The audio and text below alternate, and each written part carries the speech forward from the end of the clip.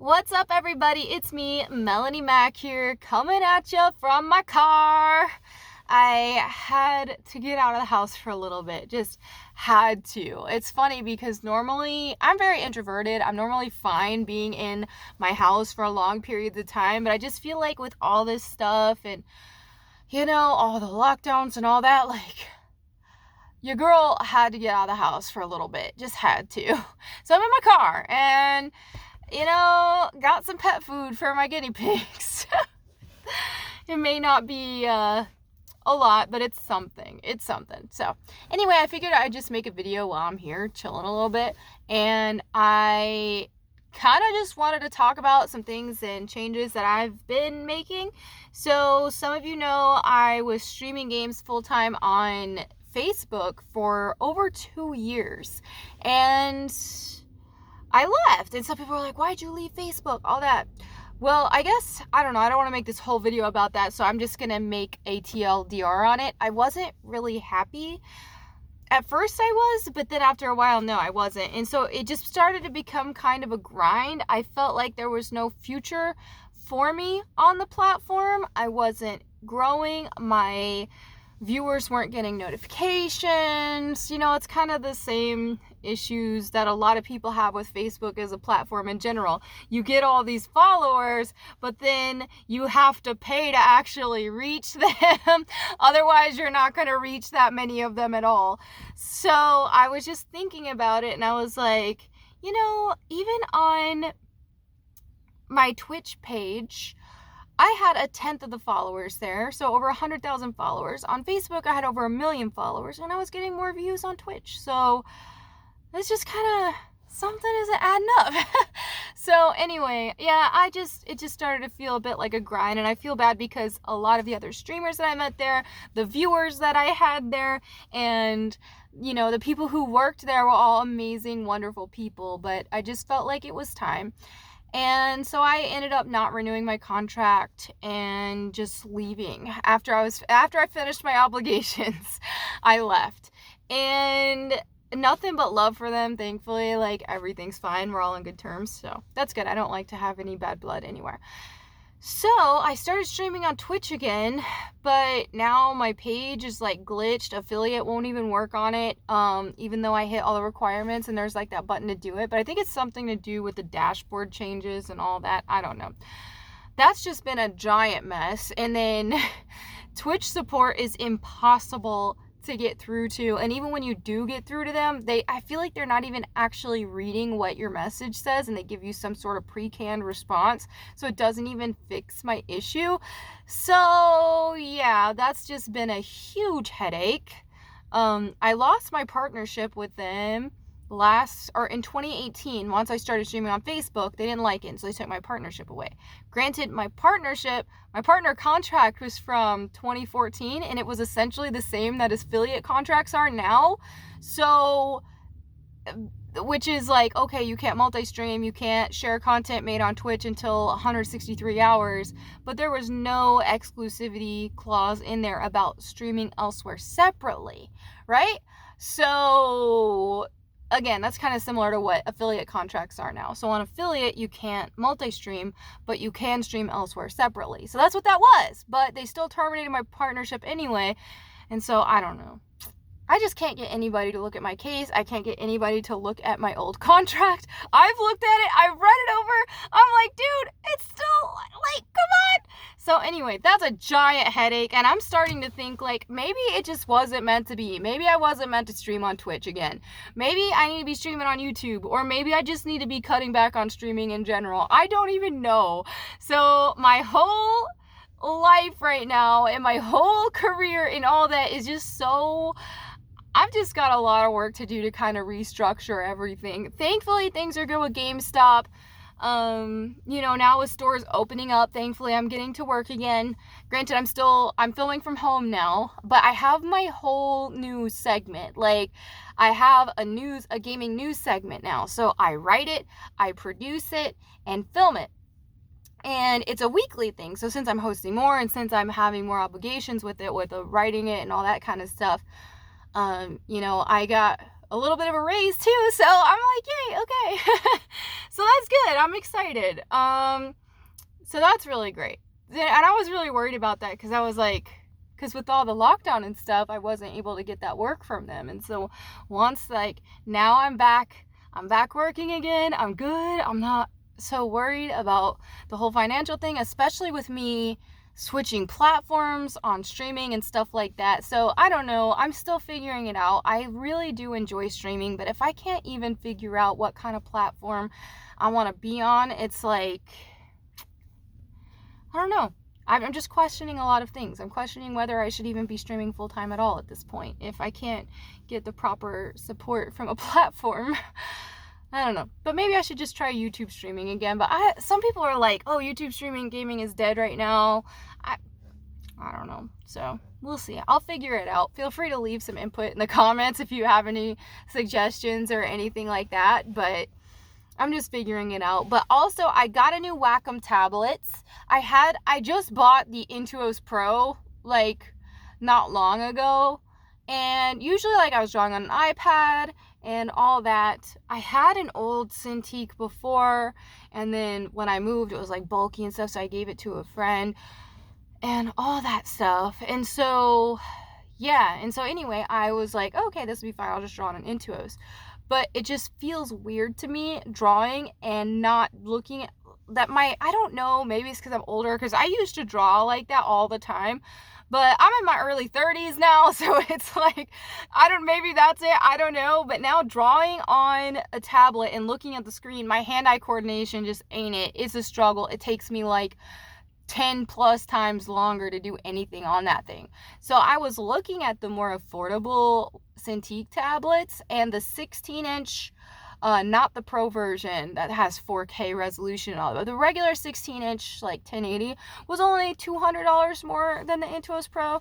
And so it's still pricey, but compared to Cintiqs, it's affordable. So I was like, you know what? Drawing is my biggest passion, and now that I'm not having to stream a certain amount of hours and a required amount of hours every month on Facebook or anything like that, I have more freedom to draw more, and I can do drawing streams now if I want. On Facebook, I could only do gaming. That's all that would count toward my hours. And so now it's just like, okay, I have more freedom. I want to spend more time drawing. So I got the tablet, and oh my gosh, it's like night and day drawing on that thing compared to the Intuos I was using, and I am so happy with it. I posted a new drawing. I made like my own little version of if Lara Croft and Curtis Trent from Angel of Darkness had a daughter. Her name's Kara Trent. She's got like dual samurai swords. She's a Tomb Raider and Demon Hunter with double the attitude. But yeah, I posted that. I have an art Instagram called Melanie Mac Draws, if any of you care to follow. I'm not like pro status. I feel bad because it's just like, I love sharing my art, and I don't think that I'm bad at drawing, but I still, obviously want to improve. But sometimes it's just like, when I post my art, some people just want to only comment critiques, and that's it. And they don't want to be like, oh, that's really good, and then I don't even mind some critiques, but at the same time, it's like, they don't realize I'm already my own biggest critic. So I'm already, just being able to draw now is huge, because I was so discouraged with my art. And I've always wanted to make a comic, and every time I start one, I've been making comics ever since I was a little kid. And so when I actually think I want to make a comic, I want to self-publish it, all that stuff, then it's like, every time I start one and I get like a couple pages or so done, I just like beat myself up that I'm not as good as I wish I was.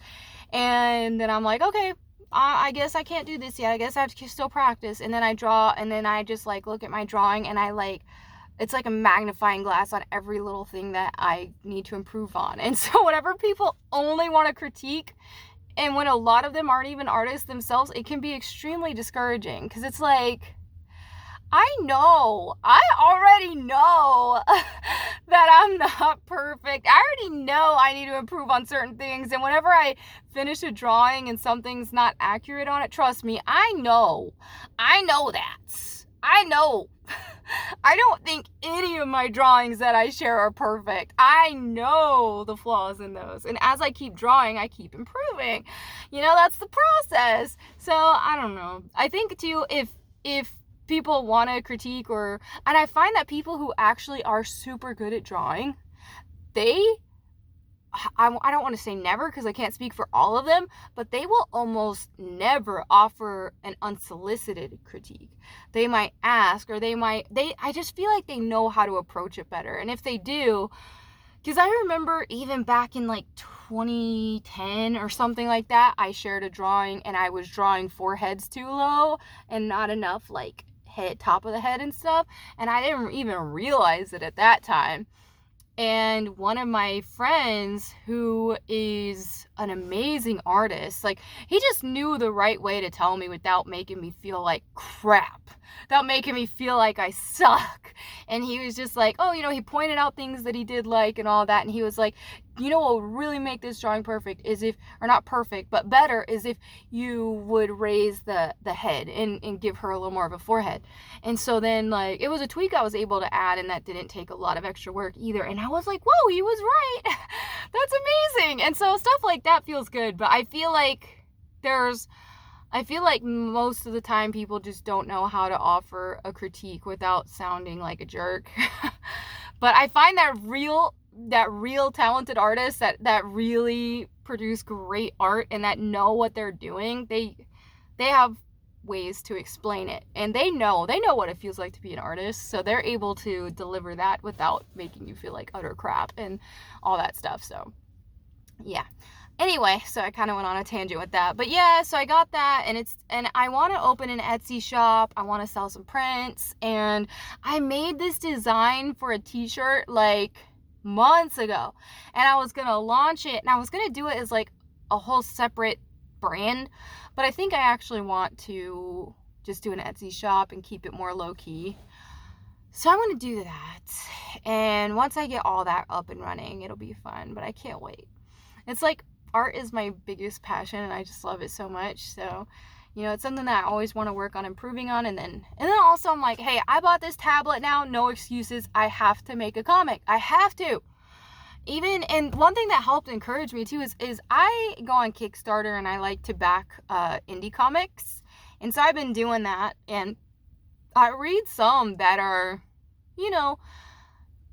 that I'm enjoying and that are great, that are technically not like Marvel quality art or something like that, or they might even have some grammar mistakes in there, or they might not even be perfectly drawn, but they have such a charm to them, and the stories are good, and I'm thoroughly enjoying them. And I'm like, hey, if I can thoroughly enjoy this and not get so stuck nitpicking every little thing they did wrong, which obviously I don't even do that. I'm like, wow, this is great, I love it. It's like, then why can't I make a comic? So I'll do that. I have like so many stories. I have multiple stories that I've come up with in my head, and some that I've even written down over the years that I want to make comics about. So we'll get there. But anyway, I don't want to ramble too long, but I just wanted to catch you guys up on what's going on with me. A lot of stuff is up in the air right now. And even in terms of like uploading on YouTube, I don't even know for sure what direction I want to go with that. So let me know if you want to see me streaming games on YouTube, or what kind of content you want to see in general. Because I noticed lately a lot of what I've been posting have been opinion pieces, and that's fun, but at the same time, it's out of my comfort zone, because I don't know, I'm not used to that. I do have opinions on stuff, but I've had this page or this channel for like 10 years or more, and so usually it's just like, oh, I just keep things lighthearted and fun and all this stuff. And lately I've been showing more of my opinionated side. It might be opinions that I normally would have kept to myself that I'm sharing, and it's hard because then you feel vulnerable, and then you feel like people who disagree with you are going to hate you, and it's not fun feeling like that. But even with the opinion pieces I posted, I don't like to, I don't know, I'm a pretty neutral person in general, depending on the topic. Some I'll have strong opinions on, but some I'll be kind of neutral about, and then some people will get mad if I'm too neutral on something. But I don't know. I'm just not one to see like this or that and be like, whoa, whoa, whoa, no, I don't like this. Yes, this is great. Like, I'm normally like, okay, maybe I need more info before I come to a conclusion. I don't know. But anyway, yeah, that's what's going on with me. take it for what it is, I guess. But thank you all so much for watching. I hope you don't mind this super casual vlog. But thank you again. I appreciate you all, and I will catch you all later. Peace.